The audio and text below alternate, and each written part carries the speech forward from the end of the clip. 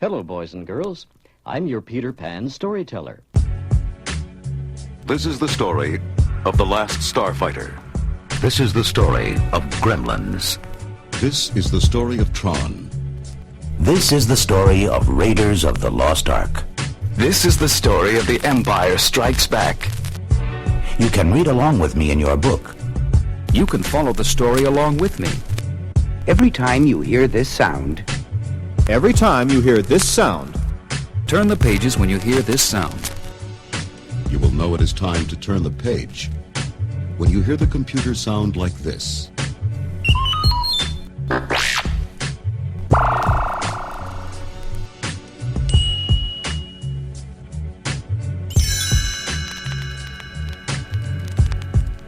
Let's begin now.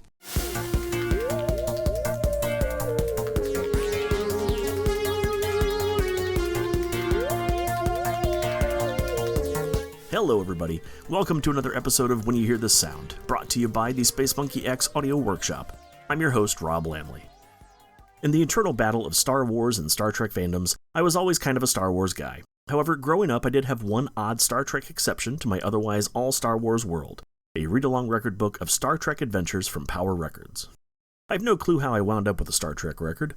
Maybe it was a confused relative who didn't know the difference between Trek and Wars. Maybe it was just on sale and my parents bought it to keep me entertained. Either way, this record book got quite a few spins when I was a kid. Beginning in 1975 and running until 1979, Power Records, an imprint of Peter Pan Records, released 11 unique Trek stories that were repackaged and reformatted for 23 different record releases over those 4 years. The first 7 stories were released on 2 LPs in 1975, then later that same year 2 of those stories were released as read-along comic books. These early stories were mostly written by Alan Dean Foster, a writer famous for movie novelizations like Star Wars, Alien, and The Last Starfighter. Early in his career, Foster wrote 10 novels based on the scripts for Star Trek the Animated Series, which ran on NBC from 1973 to 1974 for a total of 22 episodes.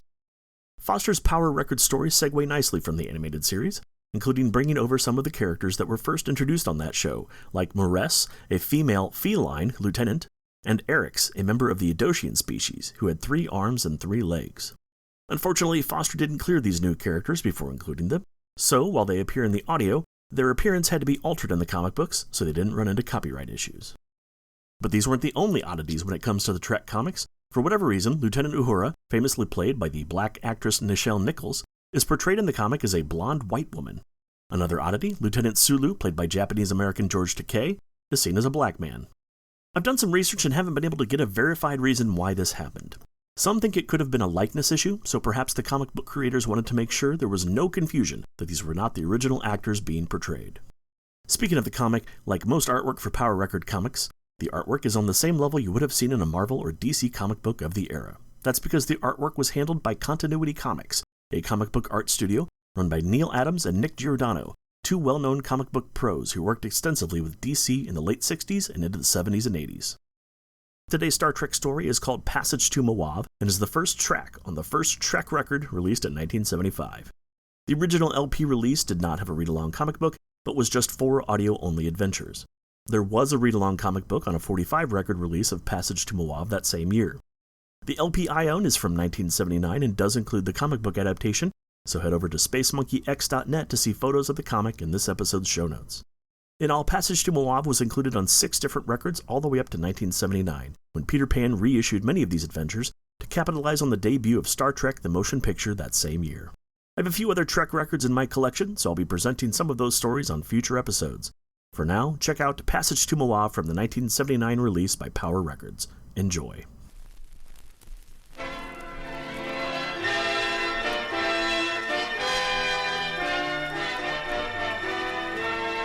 Captain's log, stardate 54-4. Bones, can't you keep that thing quiet? Sorry, Jim. Doesn't like a cage. Captain's log, stardate 5440. We have been assigned to... Bones! All right, Jim. I'll take it down to sick bay and house it with our experimental animals. Just remember, I was prepared to treat an ambassador, not to babysit an ill-tempered tabby. I understand, Bones. We're all upset about it. Yeoman, give me a hand with this, will you please? Yes, sir. I confess, Captain, that for a change, I find myself empathizing with Dr. McCoy. This is a considerable disappointment. For me, too, Spock. Captain's log, stardate 5440. The Enterprise has been ordered to transport the pet Moauv of the Moavian ambassador from Centaurus base to his home world of Moauv. We are proceeding on course as rapidly as possible. Mr. Sulu. Captain? How long till orbit insertion around Moauv? Approximately 2 standard weeks, 6 hours, 30 minutes, sir. 2 weeks. Removing a Starfleet cruiser from commission for 2 weeks just to pamper someone's pet. It does seem rather extraordinary, Captain. But then the Moavian situation is extremely delicate. At the moment, they are neutral. But since they lie near both the Federation and the Klingon Empire, it seems certain they will eventually ally themselves with one or the other. The Moavians are an advanced, logical people. Logical? Do you call the Moavian ambassador's concern over his pet logical? Logic and affection are not necessarily mutually exclusive, Captain.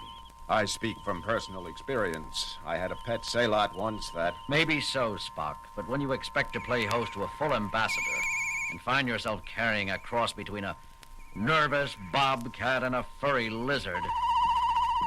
Kirk here. Jim, you were worried about this being a dull trip?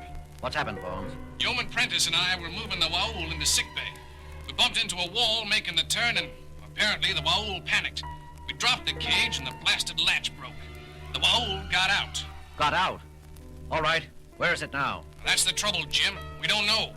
You know how timid it's been since the Moavian crew sent it aboard. When the latch went, it took off down the corridor like a shot. You let it get away, Doctor. Who's that? Spock? Listen, Spock, that thing's got claws as long as my middle finger. I'm a doctor, not an animal trainer. Not that we didn't try. Prentice took a dive at it. His arm should stop bleeding any minute now. For the Horsehead Nebula, what next? Okay, Bones, stay where you are. Mr. Spock. Captain? Take a security crew or 2 down there. Use nets. We'll have an interstellar incident on our hands if that Moauv is hurt. Yes, Captain.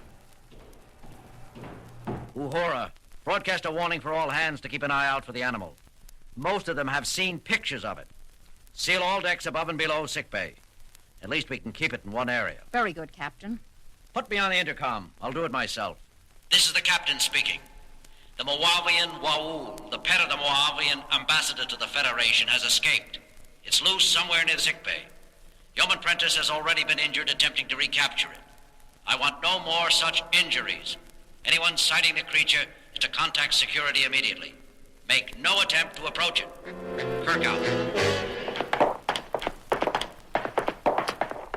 Where did you last see it, Doctor? Took the branch to the left, Spock. I don't think it went too far. It's probably cowering in a dark corner somewhere nearby, waiting for kindly old Spock to pick it up. Oh, Mr. Spock. Yes, Yeoman? See this arm? If you're going to pick it up, do it carefully. I'll... Remember that, Yeoman. Spock? Did I just hear you yowl? Yowl? Dr. McCoy, meow. Sure, I don't know what you're talking about. There.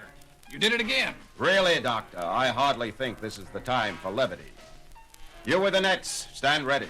Half of the group will scan each room, while the rest of you block any exit. Clear? All right, sir. Yes, sir. Okay. Prentice, did you hear it too? Hear what? Is that so? You better pay more attention, Yeoman, or you'll never rise above. Good Hippocrates. Did I just growl at you, Prentice? Holy reaction! Me too! Captain, What is it, Lieutenant? I'm getting some very strange reports from sickbay level. In what way strange? Well, sir, there are several reports of fights breaking out among the crew. Fighting? Yes, sir, but that's not what's so peculiar. The voices of those reporting in, they tend to be... I thought it might be static, but not on every channel. Tend to sound like snarling, sir. Easy, Lieutenant. Those kinds of reports can upset anyone. It's true, sir. They sound almost cat-like. Wait a second. Here's another one. Put it on the bridge speakers, Lieutenant. This is Security Officer Gibson reporting. Captain, I need help down here. Discipline's breaking down throughout this level. I think... Get away from me!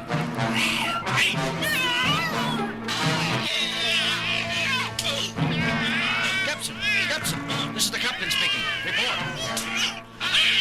That's enough, Lieutenant. Monitoring all calls. Refer them to security. Aye, sir. What do you make of it, Mr. Sulu? I don't know, sir. I never heard anything quite like it. Lieutenant Uhura, locate Mr. Spock. I want to find out what's going on down. That won't be necessary, Captain. That you, Mr. Spock? What in heaven's name happened? Happened, Captain? Oh, you mean these scratches? Scratches? Spock, your arms. The upper half of your uniform. It's difficult to say precisely, Captain. We thought we detected the crying of the Waul in a small storage chamber. I set a cordon of men with nets to block off the only entrance. We started to go in after it when... Yes, Spock? I'm not sure. I experienced a sudden desire to run, to hide. It was fear, but not in the logical sense. It was entirely instinctive and irrational. I found myself striking out around me, desperate. The others were doing the same. I saw everything through a red haze. Something was telling me I had to get away. Get away, get out! Spock! Are you all right?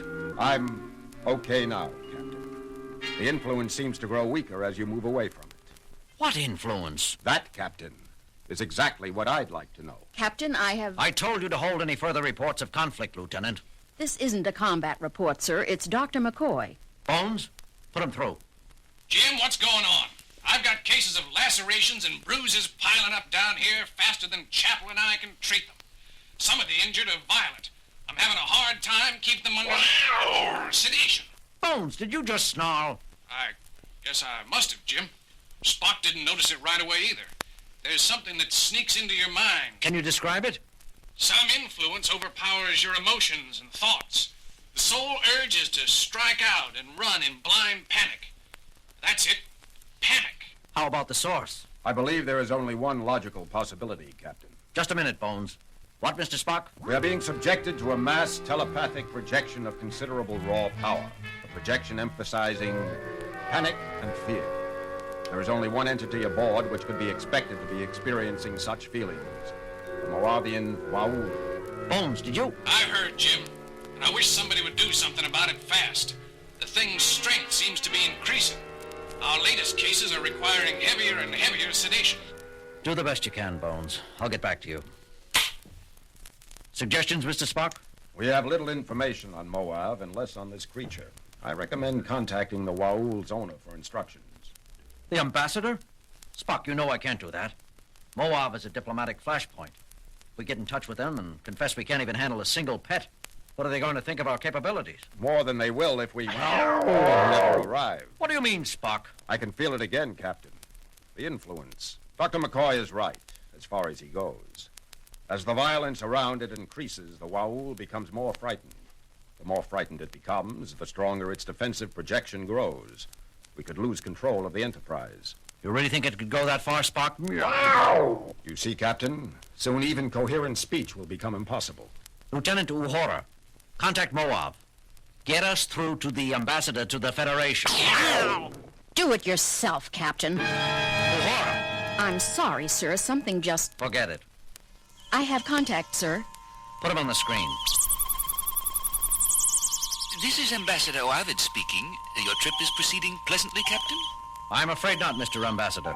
We have a bit of a problem. Your pet was accidentally set loose on board a little while ago. He was? Escaped? Captain, I'm shocked. Not as shocked as I am at you, Mr. Ambassador.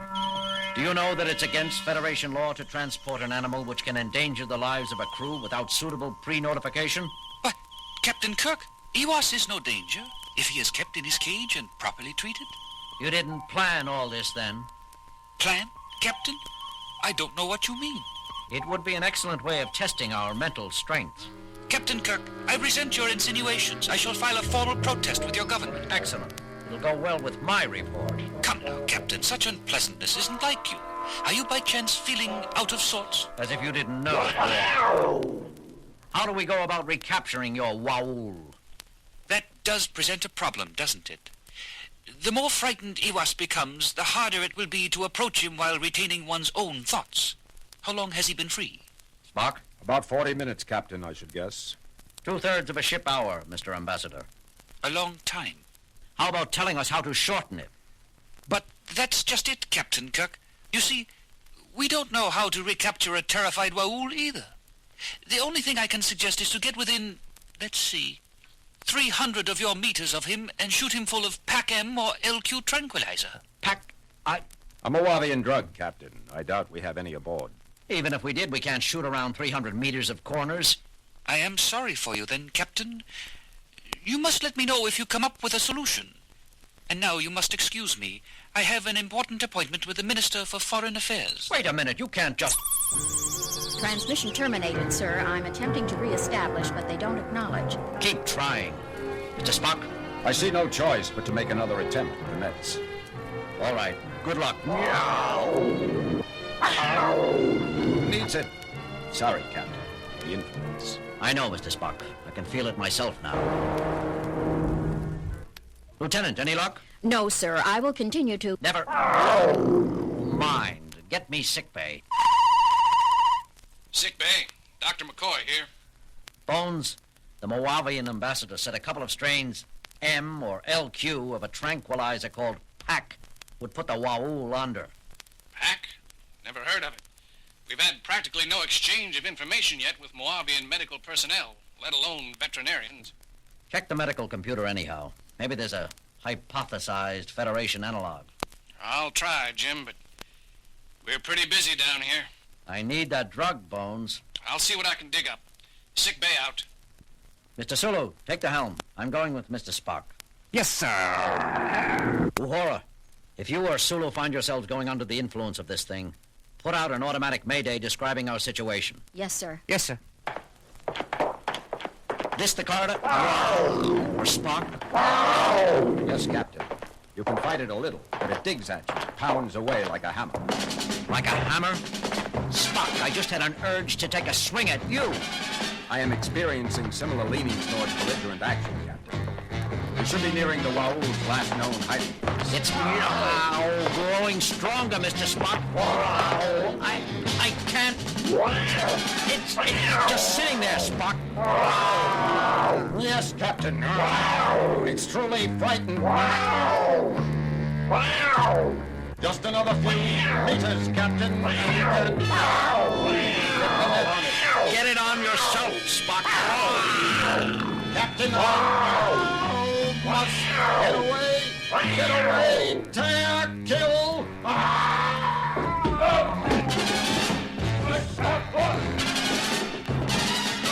Captain, Mr. Spock, what's going on here? Telepathic screen. I heard. It's the animal there, isn't it? The Waul. Here, kitty, kitty, kitty. Nice kitty, kitty. Lieutenant Morris, be careful. Dangerous. Nonsense. Nice kitty. Armalurvau.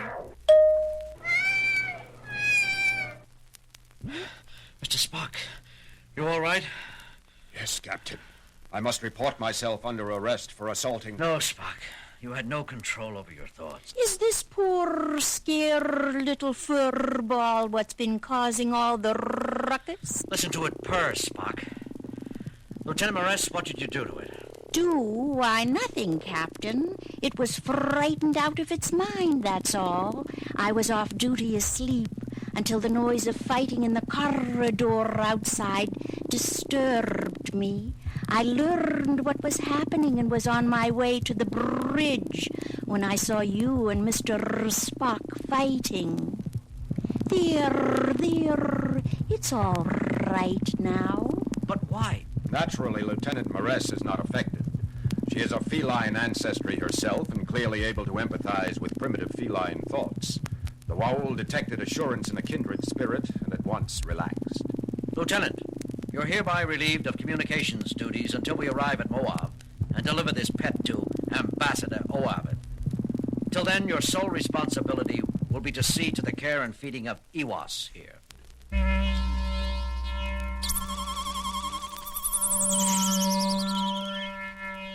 Captain, have you managed to... USS is safe and content, Mr. Ambassador. Lieutenant Moress, one of our communications officers, is a Cation. She was able to calm it instantly. Excellent news, Captain. Having a crew comprised of many races is a definite advantage. It speaks well of your Federation. I'm looking forward to meeting you on your arrival. Please be exceptionally gentle with USS in the next time periods, though. We'll be as gentle as we can, of course, and... Why the sudden concern? You mean you didn't know, Captain? An oversight on the part of the crew which delivered her to you. Her? I thought you said him. An oversight on my part. USS is pregnant. She'll have kittens in a few days, I suspect. You can expect to have between 6 and 10 additional little Waouls before you arrive here at Moauv. Carry on, Captain. Mr. Spock, inform Lieutenant Moress she's about to become a mother. Inform Dr. McCoy also. And tell him to be careful during delivery. We wouldn't want either mother or children to get frightened, would we? No, Captain. Wow.